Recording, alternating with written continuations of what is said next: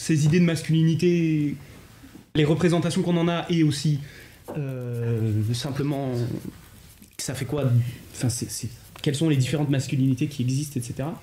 Et je suis en train de lire un livre un peu sur ce sujet, donc j'avais envie d'en discuter avec vous. Ah ouais. Le livre s'appelle Libérer de la masculinité de Aline Laurent Maillard, qui est une autrice queer qui fait des très bons bouquins. Et on pourrait peut-être commencer par un petit tour de table pour savoir un petit peu ce que tout le monde en pense, etc. Juste avant un tour de chat, il y a Unky Willam qui nous dit le livre avec Timothée Chalamet. Point d'interrogation. Oui. Bon, ça va, ok. Moi je m'y connais pas des masses en vrai, enfin, c'est pas un sujet que je maîtrise de fou. Mais j'avais pensé à Ben Never qui est un cas qui, moi donc j'ai lu son livre il y a pas si longtemps, où il parle, enfin il va un peu à l'encontre de la virilité telle qu'on la conçoit dans la société actuelle, et donc je trouvais ça intéressant comme livre, parce que du coup lui il se positionne pas comme quelqu'un étant viril à proprement parler, et donc il déconstruit un peu ce mythe de la virilité, donc je trouvais ça assez intéressant. Et un autre exemple que j'avais, que j'ai lu aussi son livre, c'est Panayotis Pasco, qui lui a écrit un bouquin où c'est une autobiographie, et il explique en fait son rapport à son homosexualité, et le fait qu'en fait il a eu beaucoup de mal à accepter sa sexualité à cause des normes de la société un peu hétéronormée actuelle. Enfin, c'est savoir que moi c'est un sujet qui me touche personnellement pour le coup, parce que ça, en fait j'ai été éduqué de manière on va dire campagnard traditionnelle, un peu extrême sur la masculinité justement. Genre j'avais pas le droit de m'habiller comme je voulais, etc. Je devais vraiment être un homme, quoi. Un homme avec un H majuscule, je devais être fort, etc. Genre j'ai dû faire du sport, etc. Alors que j'en avais jamais eu envie. Et c'est une question qui me touche, parce que je me suis un petit peu bridé par rapport à ce truc-là en me disant je dois faire ça pour que mes parents soient fiers, etc. Alors que j'ai toujours détesté ça. Et depuis assez récemment, je refuse l'étiquette homme. Et donc, cette espèce de... J'ai l'impression d'avoir fait une overdose de ce concept, et que maintenant, je commence à le déconstruire un petit peu et à me remettre en question. Puis, tout ce qui est aussi comportement de mansplaining, etc., c'est des trucs que j'essaye de faire pour le mieux pour pas en avoir. Mais vraiment, enfin, c'est presque devenu un complexe, en fait, pour moi, aujourd'hui, d'avoir eu tout ça. Ok. En vrai, je pense que je le vis un peu... La masculinité, c'est un sujet un peu qui fait partie de moi aussi, mais pas de la même façon que Clyde l'explique, et en même temps, j'ai l'impression que c'est très lié. Mais moi, j'ai grandi avec 2 frères, et la masculinité, c'est quelque chose qui, eux, leur était imposé, parce que j'ai aussi grandi à la campagne, et que t'étais un homme où, voilà, quoi, t'étais un homme ou t'es une tafiole, concrètement. C'est un peu ça le discours, ouais, quoi. De fou. Et mais quand t'es une femme, c'est tu dois avoir le rejet ces choses-là, et c'est des trucs à la con, hein, parfois, mais c'est vrai que j'ai jamais été quelqu'un d'hyper féminin et tout ça, et je rejette un peu aussi les étiquettes, comme Clyde a pu l'expliquer, pas parce que je me définis autrement, mais parce que j'ai l'impression d'être dépréciée dans ce que je fais, parce que ces étiquettes, elles sont teintées de plein de choses que moi j'ai pas envie de projeter quand je me présente aux gens. J'avais envie, en lisant ce livre d'Aline Laurent Maillard, il y a un truc où je me suis dit, les personnalités publiques comme Timothée Chalamet par exemple, mais comme Harry Styles aussi en musique, un équivalent. Dans son livre, elle disait... Ça fait longtemps. Ça fait tout à l'heure dans le bus. Non, mais elle disait que la masculinité dominante, donc celle qui est considérée comme la plus privilégiée, si on veut. Alors, bon, la masculinité, c'est déjà privilégié, mais voilà, donc on parle du cliché de l'homme fort, privilégié, blanc, riche, hétéro, cisgenre, etc. Le héros réganien, en fait. Est-ce que c'est clair ce que je dis ? Mais j'ai l'impression... je vais essayer de reformuler, tu me dis si je me trompe. Ouais, ok. En fait, je pense que ce que tu disais, c'est que c'était la masculinité comme l'autrice l'entendait. C'est l'autrice, hein, je me trompe pas. Ok. C'était qu'elle se mouvait, elle s'adaptait à son truc pour constamment rester présente, mais sans rester flagrante systématiquement. Ouais. Et de l'autre côté, on a cette espèce d'extrême plongeon plongeon qui est en train d'être encore pire, que pour le coup je connais très bien parce que mon frère est à fond là-dedans, qui est vraiment muscu, les femmes, c'est même pas des êtres vivants, enfin c'est horrible, enfin j'ai l'impression que les deux extrêmes évoluent en même temps. Ouais. Et enfin c'est pas deux extrêmes, une fois de plus il y en a un qui est plus extrême que l'autre, hein. Je dis deux extrêmes pour dire les deux côtés. Les quoi. deux tendances, quoi. Les deux tendances. Et j'ai l'impression que maintenant c'est vraiment 100% personnel pour le coup. Vraiment les deux sont en train de se renforcer à mort et en fait moi pour le coup ça me fait un peu peur. Je vais pas vous mentir. Ouais, mais c'est tout ce qui est. Pour en citer un, genre moi je le voyais tout le temps passer, c'était ignoble, mais Andrew Tate. Je suis sûre que vous avez vu passer ses vidéos et tout. Ça C'est vraiment le. C'est le masculiniste par excellence qui te dit ouais, si tu veux une femme, faut que tu fasses ça, mais la femme elle est comme ça, et en fait t'es réduit à un genre d'objet de séduction et de. Ou même. Tu vois, Andrew Tate c'est vraiment le gros exemple qui genre. Lui c'est frontal quoi, c'est genre y a pas de doute que c'est un masculiniste, mais parfois avec certaines personnes c'est des discours qui vont être beaucoup plus vicieux. Et là c'est dérangeant, enfin je dis un tout petit peu, quand je regarde Thibaut InShape par exemple, J'allais le dire. c'est pas frontal à proprement parler, mais tous les discours sont clairement axés, masculinistes, c'est problématique de fou quoi, tu vois. Et typiquement Thibaut InShape, il a cette espèce de manie, en fait c'est un truc, si on veut imiter Thibaut InShape, il faut faire deux choses, c'est numéro 1 l'accent, et deuxièmement on remplace tous mots qui sont censés désigner les personnes de sexe féminin que lui considère de sexe féminin, hein, parce que c'est ça, grossièrement. Il les appelle pas, les femmes, il les appelle pas n'importe quoi, il les appelle les petites. Je sais pas si vous avez déjà fait gaffe à ce détail, mais c'est tellement rabaissant, tellement genre dégueulasse, genre je trouve ça, mais vraiment c'est ignoble, c'est... Putain. Ah pardon, je sais pas si... J'avais zappé Les gros mots. J'avais Ah, oublié. Clyde. Dans le thème, moi je regardais C'est mon choix. Et je jugeais trop. Voilà. Ah oui. C'est tellement problématique. Oui. Vidéo. C'était Et horrible. ça je la regarde aussi. Oh, ouais. J'ai d'abord regardé ça en shop, j'ai regardé ça. Mais voilà, mais j'ai grave trouvé, en fait, J'étais assis, tu regardes, tu juges tout le monde. je disais, je consomme pas ce genre de truc. Non. Tout à masculin, c'est pareil. Hein. Voilà, je voulais juste rajouter la petite parenthèse de. En fait, on a tous fait ça. Il y a Zozo qui nous dit moi je regarde Petit secret entre voisins, j'avoue. Ah bah voilà, c'est la même chose. On est plus sur YouTube, mais c'est ça clairement. Mais en fait, quand on y réfléchit, c'est un truc extrêmement humain en fait, de se dire, d'avoir un petit peu envie de se rehausser parce que on a tout un tas de trucs chez nous qu'on n'ose pas avouer non plus et ça nous fait du bien en fait de regarder ça. Je pense que ça peut faire du mal à certaines personnes, mais ça fait globalement du bien aux personnes qui le consomment aussi. Je pense qu'on regarde des gens cringe et on se dit si je les trouve cringe, c'est que je suis pas cringe. Ouais.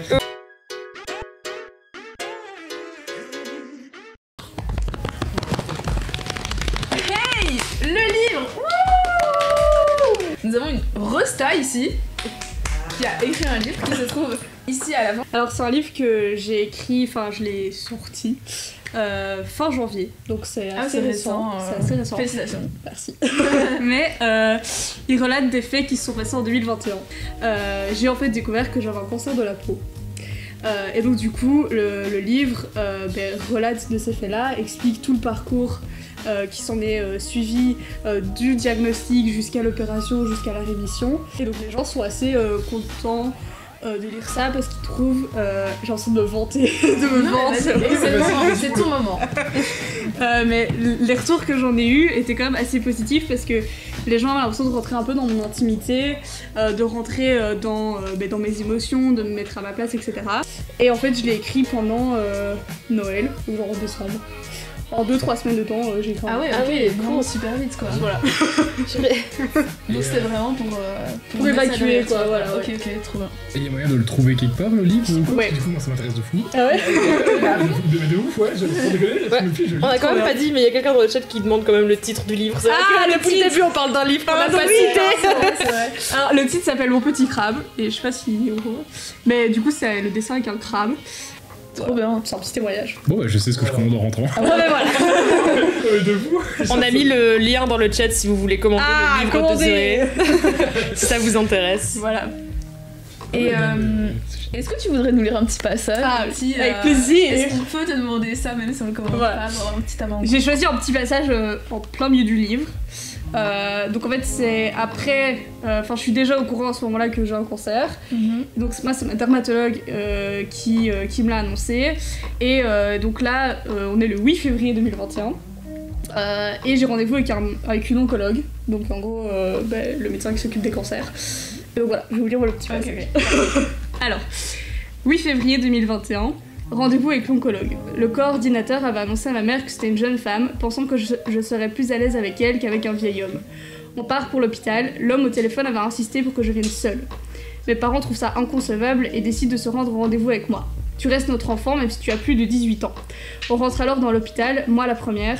Je dois indiquer au jeune homme qui prend ma température à cause du Covid dans quel service je me rends et je dis oncologie. Le mot est difficile à prononcer, j'ai l'impression d'annoncer ma mort. Mes parents se sont alors intercalés entre plusieurs autres visiteurs et annoncent des services différents. On se retrouve à l'étage, la salle d'attente est minuscule, il n'y a que des vieux sans cheveux qui attendent, je suis prise de panique. Je me dis que je vais finir amaigrie et chauve. La secrétaire m'annonce que je devrais rentrer seule dans le cabinet médical et qu'il n'y a pas assez de chaises pour mes parents. Je ne sais pas quoi dire, je me tourne vers mes parents et mon père lui répond « Ce n'est rien, on prendra celle de la salle d'attente. » Je ris, ils tiennent à venir avec moi et ça me réchauffe le cœur. La médecin sort de son bureau et énonce mon nom. J'avance vers elle, mes deux parents me suivent avec leur chaise. Le médecin dit « Les parents ne peuvent pas accompagner les personnes majeures, je suis désolée, ce sont les règles de l'hôpital. » Mes parents passent tout de même le seuil de la porte et s'assoient dans le bureau. Je sais que ce sont les règles, mais vous allez annoncer quelque chose de lourd à ma fille, alors on tient à être présent, dit mon père en bégayant, qui est dépassé par l'émotion, la peur, mais aussi la colère de ces règles stupides qu'on nous impose. La médecin laisse faire, elle s'assoit face à nous et me pose des questions générales sur mon état de santé, mes antécédents chirurgicaux, les antécédents familiaux, etc. Elle me demande ensuite de montrer l'endroit où on m'a enlevé le grain de beauté. J'enlève mon pull et je lui montre ma nuque. Elle inspecte et prend des notes. Elle me dit de me rhabiller et me demande mon poids et ma taille. Je lui dis 1m68 et je dirais 60 kg mais je me pèse jamais. Alors elle me regarde furieuse et m'ordonne de me redéshabiller et de monter sur la balance derrière moi. J'enlève mes Doc Martens, je lui demande si c'est vraiment nécessaire de me mettre en sous-vêtements. Elle me dit non c'est bon, ne perdons pas de temps, j'enlèverai quelques grammes. Je regarde les chiffres défiler sur la balance, 58 kg. Je me rhabille et lui demande pourquoi elle a besoin de connaître mon poids exact. C'est pour savoir si tu peux rentrer dans le scanner. Je regarde mes parents et je me dis au fond de moi, je pèse 60 kilos, toute mouillée. Et elle me demande si je sais rentrer dans une machine faisant presque 1 mètre de circonférence. Je ne dis rien, je ris à l'intérieur de moi. Elle attend que je me rassoie, puis me regarde en me disant « Bon, la prochaine étape, la semaine prochaine, tu vas passer un PET scan. C'est un scanner pour cancer, en gros. Ça fait pas mal, c'est comme une prise de sang, on t'injecte un produit, puis tu vas dans une machine et puis c'est fini. Il faut juste être à jeun. » Puis je me mets à pleurer. Et je m'imagine l'aiguille dans le bras, le corps dans l'appareil photo géant. Je prends les mouchoirs qui sont posés sur son bureau face à moi. Elle me regarde un peu agacée et me dit « Bah, ne pleure pas, hein, c'est qu'un petit cancer. » Oui, elle était super pédagogue. Alors, la juste tonne, c'est quelque chose de fascinant. Je vous donne un nom, vous me donnez des chiffres, chacun votre tour. Ce qu'on veut, tu choisis un chiffre. Ce que vous voulez, et je vous dis si c'est plus ou si c'est moins, exactement comme au juste prix, sauf que on essaye de deviner la consommation de 2022 en tonnes de CO2 de la personne qu'on a en face de nous. Alors le premier nom, c'est celui de Elon Musk. 1000. Plus. Waouh. Bah, en fait, oui, évidemment. Après, c'est toute une situation économique et sociale en vrai qui fait que tu consommes plus ou moins. Ouais, ok, bon, je sais pas où cette phrase allait. Non, mais la vérité, c'est que genre, le mec a déjà un jet privé, il consomme déjà plus que la moyenne rien qu'avec ça, tu vois ce que je veux dire. Surtout, je vais vous donner une information très importante, le truc qui consomme le plus chez les milliardaires au niveau CO2, c'est les yachts. 500. C'est plus. Mais tu vois, 10 000, c'est pas abusé non plus, quoi. C'est moins, c'est moins. C'est vraiment 10 000. En fait, je suis un peu terrifiée de donner des réponses, je vais pas te mentir. 6 000. C'est moins. Ok. 5 000. C'est moins. 4 000. C'est moins. On doit avoir le juste prix. Bah oui, mais vous On est à la centaine de tonnes près, quoi. Non, le juste prix, c'est marrant. 1500. C'est moins. 2300. C'est moins. 2100. C'est moins que 2100. 2050. 2050, c'est plus que 2050. 2060. 2020. Ouais, c'est plus du coup. Cherchons le retour dormir. J'aurais eu trop bon d'avoir le bon chiffre. 1070. C'est plus. 1080.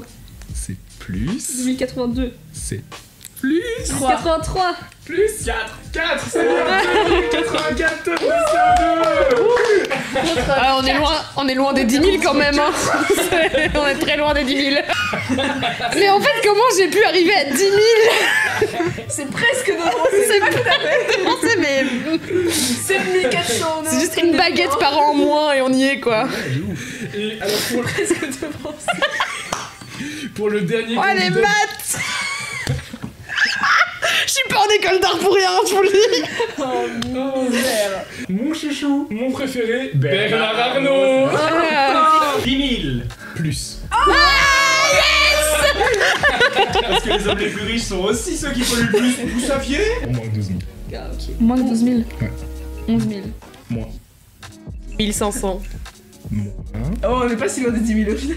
2271,9. Il n'y a pas de virgule, j'ai pas pris les virgules en compte. C'est 10 271 ? Ouais. C'est plus. 10 374. C'est plus. J'ai voulu me différencier un petit peu. 10 400. C'est plus. 10 470. C'est moins. 10 400. C'est 24. 10 424.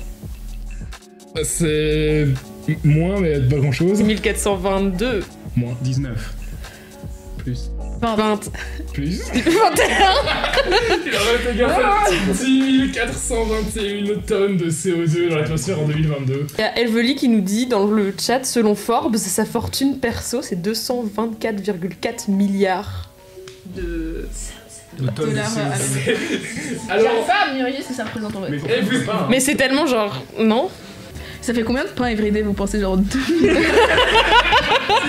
Attends, 2224 milliards. Ça veut dire que même après avoir acheté tes 224 milliards de pains, t'as encore de l'argent. Encore plus que nous. Mais c'est un mode Strasbourg. est-ce que vous savez quel est Pitié, non. le deuxième personnage de fiction le plus riche qui existe? Picsou. Le deuxième, non, c'est pas Picsou. Picsou, c'est le premier. Vraiment? Batman. Non. Non, Batman, ça reste un Ah être non, humain. Ah, dans nul. Phineas et Ferb, le mec qui est le scientifique. Doofenshmirtz. Mais en plus il est pété, arrête, il est pas riche. Mais il a Non. une super grande maison. Hein. Le deuxième personnage de fiction le plus riche, c'est Smaug, C'est qui Smog? le dragon dans Ah bah le ouais. Hobbit. Il y a des gens qui ont estimé sa fortune et il est même pas dans le top 50 des personnes les plus riches actuellement. Et ouais, Et c'est quoi What la consommation de... il a pas de jet qui vole.